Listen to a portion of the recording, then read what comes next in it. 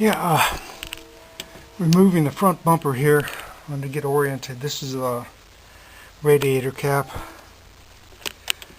and there are 4 bolts that hold the front bumper on. I've got one right there, and that's you've got one right below that.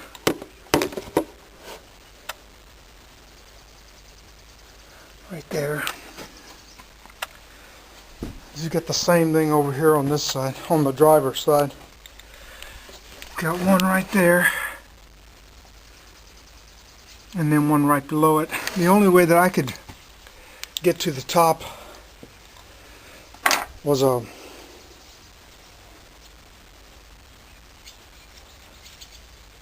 13mm offset wrench. That's how I got to the top. And I can't hold a flashlight. I'm trying to do this. It's kind of hard. That's how I got to the top bolt.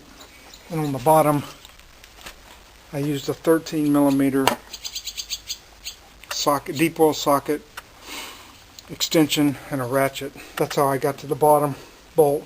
And then you've got at the skid plate on the bottom of the bumper, you have 4 13mm bolts, 2 on each side that hold it.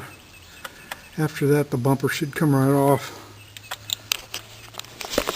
You've got to take this Evap canister loose. I just took it loose from the bracket right here. And then you've also got to take the solenoid loose, which is a bolt. There's the solenoid. It's bolted onto that same bracket right there. With a 10mm bolt. And I'm just going to leave the bracket. I'll pull the whole bracket off because you can't get in behind this canister to get these 2 bolts right here off to take the bracket off anyway. So I figure what difference does it make. And you got to disconnect all the lights.